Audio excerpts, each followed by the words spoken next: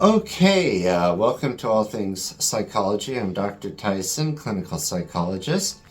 I've had practices in New York, California, and now Japan. I've been in my former life a researcher, a professor, and now I'm CEO of the New York and Japanese offices. And, I think the first thing to do is to ask, why would you sit here and listen to me? What value can you get from this channel? And, not to sound too flowery, but there's the meaning of life to be examined. But also in the immediate relief and hope, money, health, and motivation to achieve goals. But also what some people consider to be the most important defining characteristic of who we are as people, and that's the relationships we have in all segments of the life cycle, from birth, being a baby, to a child, to a teenager, to an adult, and hopefully a long life and old age. But most of all, I think what this channel can offer you is happiness. But in this is kind of an introduction, so we're going to talk about many things.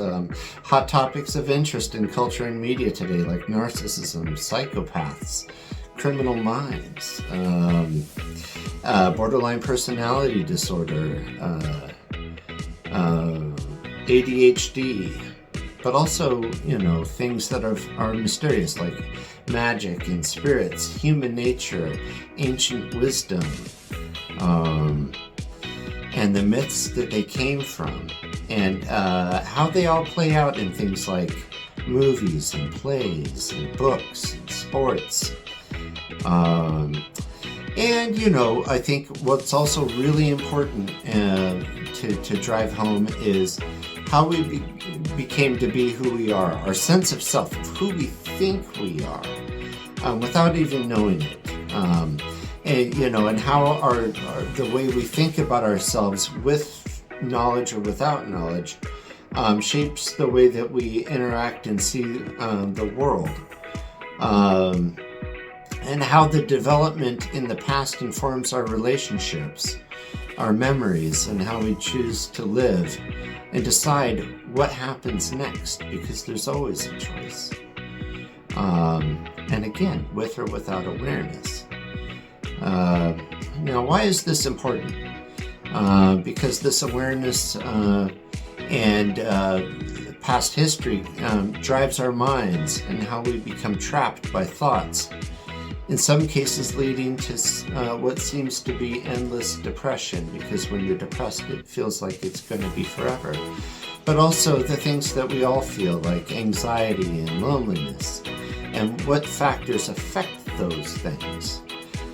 It can also betray us into not knowing when to change things when we're engaged in self-defeating behaviors, whether they're social or physical or diet and exercise, which I'll come back to.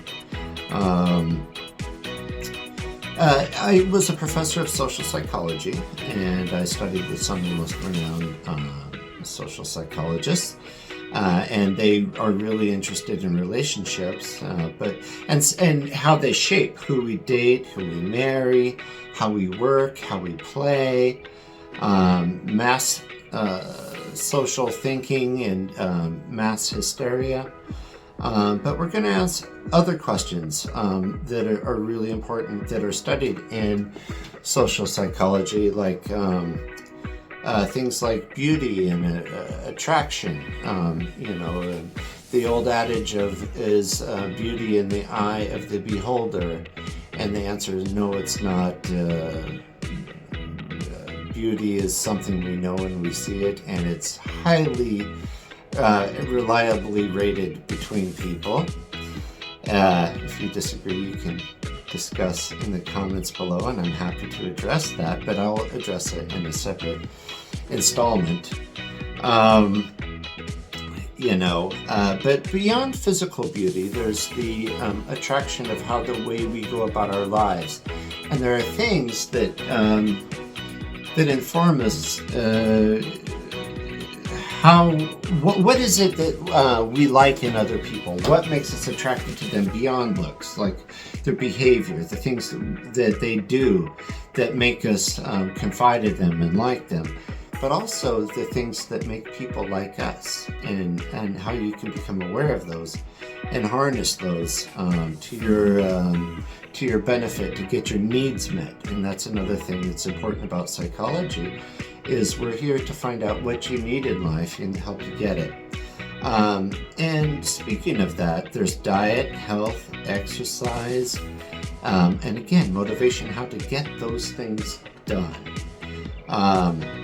What also is another interesting episode to come is about the neuroanatomy of the mind, because our minds really are who we are.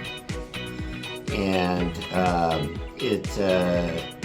the different mechanisms of the mind have commonalities with animals, and and it can play out in things like how we appreciate music and our perceptions. There's parts of the brain that control free will, and the limits of how much we can live the lives that we think that we do, and whether or not we would do things that we swear we would never do, but we do.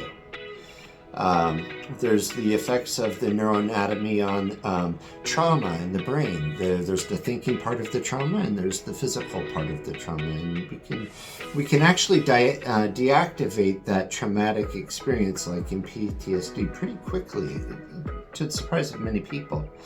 But also there's sleep, and also really interesting topics like intelligence, IQ in the brain, and the difference between school smarts and physical intelligence, like dancing and sports, social intelligence, and the limits of medicine when it comes to the mind, and the limits of therapy.